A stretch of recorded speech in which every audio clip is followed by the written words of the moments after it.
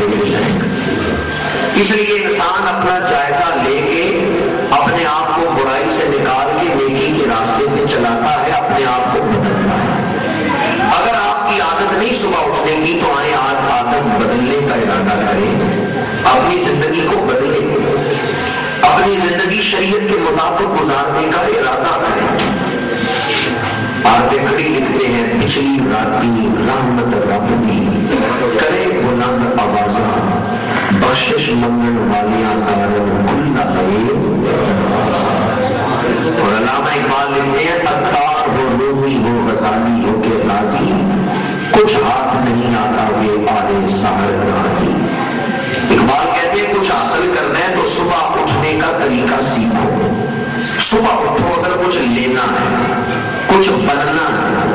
اپنے بارے میں علامہ اقبال لکھتے ہیں میں نے لندن میں جا کے بھی تہجد نہیں کی، گرچہ تھی ہوا میں شمشیر کی تیزی نہ چھوٹے مجھ سے لندن میں بھی آداب سحر خیزی۔ اور اقبال نصیحت یہ کرتے ہیں، کہتے ہیں کچھ حاصل کرنا ہے تو صبح اٹھنے کا طریقہ سیکھو۔ ہر رات کے پچھلے حصے میں ایک رحمت بانٹی جاتی ہے، جو جاگت ہے سو آوت ہے، جو صحبت ہے سو کھوت ہے۔ آج محفل میلاد کا فائدہ تب ہے اگر ہم اپنی عادت بنائیں کہ صبح اٹھیں گے اور نماز پڑھیں گے۔ چند دوست بھی بولے ہیں، باقیوں کا کیا خیال ہے؟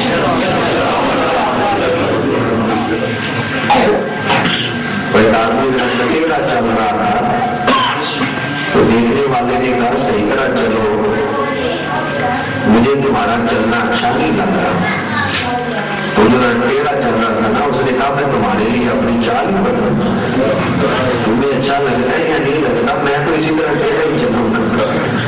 آپ کہیں گے ہم جلسہ سننے آئے ہیں، باتیں کرنے بھی نہیں آئے، تو صبح اٹھیں گے اور نماز پڑھیں گے۔ میں نے تو آپ کے دل پہ دستک دینی ہے، ورنہ نماز تو اللہ نے فرض کی ہے۔ میں باتا لوں یا نہ لوں، نماز تو ویسے بھی فرض ہے۔ کتنی نمازیں فرض ہیں؟ 5 ہی آدمی بولے ہیں، نمازیں بھی 5 ہی فرض ہیں، آدمی بھی 5 ہی بولے ہیں۔ ذرا سارے بتا دیں کتنی نمازیں فرض ہیں؟ اللہ تعالیٰ باقاعدگی سے ادا کرنے کی توفیق دے۔ ہم 11ویں شریف پکاتے ہیں، 11ویں شریف کھاتے ہیں، بڑی برکتیں ہیں 11ویں شریف کی۔ حضور غوث اعظم فرماتے ہیں 11ویں شریف کو مانتے ہیں تو 11ویں والے پیروں کا حکم بھی مانے۔ کیا خیال ہے جو پیروں کا حکم نہ مانے وہ سچا فرما بردار ہے؟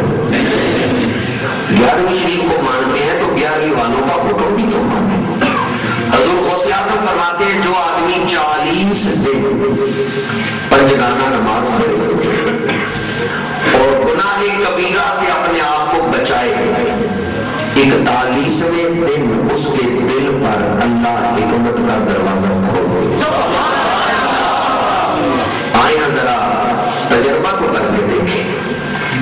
آج کیا تاریخ ہے جی؟ 22، ابھی 22 ہی ہے۔ 22 تاریخ سے آگے اندازہ کر لیں 40 دن کب پورے ہوتے ہیں۔ تو آج سے ارادہ کریں انشاءاللہ 40 دن جو اگلے آ رہے ہیں نماز بھی پڑھیں گے اور اپنے آپ کو گناہوں سے بھی بچائیں گے۔ اگر 40 دن ایسا کر لیں تو انشاءاللہ 41ویں دن حضور غوث اعظم کا فرمان ہے اللہ دل پر اپنی خاص رحمت کے دروازے کھول دیتا ہے۔ ہر چیزیں 2 ضروری ہیں، نماز بھی پڑھنے اور گناہوں سے بھی اپنے آپ کو روکنا۔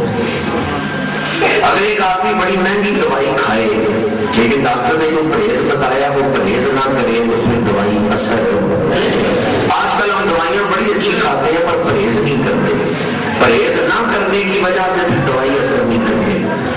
آج بھی آپ بڑی اچھی دوائی کھا رہے ہیں، عشاء سے بیٹھے ہوئے ہیں، تلاوت سنی ہے، نعت سنی ہے، تقریر سن رہے ہیں، یہ بڑی اچھی روحانی دوائی لے کے آپ جائیں گے پر اس کا اثر اسی وقت ہوگا جب گناہوں سے پرہیز نہیں کریں گے۔ 2 چیزیں ملے تو تب صحت ہوتی ہے، بندہ دوائی بھی کھائے اور پرہیز بھی کرے۔ اگر بندہ ایک ادھر گولی کھاتا رہے، ادھر شوگر کی ایک گولی کھا لے اور ادھر مٹھائی منہ میں ڈال لے تو پھر دوائی میں اثر کیا کرنا ہے؟ ہم دوائی کھاتے ہیں لیکن پرہیز نہیں کرتے۔ हुजूर गौसे आजम के फरमान में दोनों चीजें हैं। आपने फरमाया 40 दिन नमाज भी पढ़ो और गुनाहों से भी अपने आप को बचाओ। 41वें दिन अल्लाह तुम्हारे दिल में अपनी खास रहमत के दरवाजे खोल देगा। जरा तजर्बा तो करके देखें, 40 दिन करे तो सही, इस तरह होता क्या है। हजूर की विलादत का जिक्र सुनने के लिए हम बैठे हैं तो सुबह सादक का बयान करते हुए मैंने आपकी तवज्जो इस जानब दिलाई है। अल्लाह ताला उस सुबह सादक का सदका हमें रोजाना सुबह उठने की तौफीक दे। हज़रत बीबी आमना फरमाती है, नूर का एक बातिल आया, उसने मुझे ढांक लिया। दूध का एक प्याला पेश किया गया, मैंने चंद घूंट दूध पिया। कद खराजा मिन्नी नूर, मेरे बदन से नूर निकला और नूर का उजाला इतना था कि मैंने मक्के में बैठ के शाम के महल्लात को देखा। चमक तुझसे पाते हैं सब पाने वाले, मेरा दिल भी चमका दे, मेरा दिल भी चमका दे। किस मुल्क के महल्लात को देखे? शाम। हज़रत बीबी आमना कभी मुल्क शाम गई नहीं। अचानक महल सामने आए तो आपने पहचान कैसे लिया कि ये मुल्क शाम के महल्ला, जबकि आप कभी मुल्क शाम नहीं। और वो जमाना टेलीविजन का जमाना नहीं था, कभी टीवी पे देखे हो महल या कभी अखबार में फोटो देखी हो महल्ला, वो कैमरे का जमाना भी नहीं। कभी आप मुल्क शाम गई नहीं, अचानक महल सामने आए तो पहचान किस तरह लिए?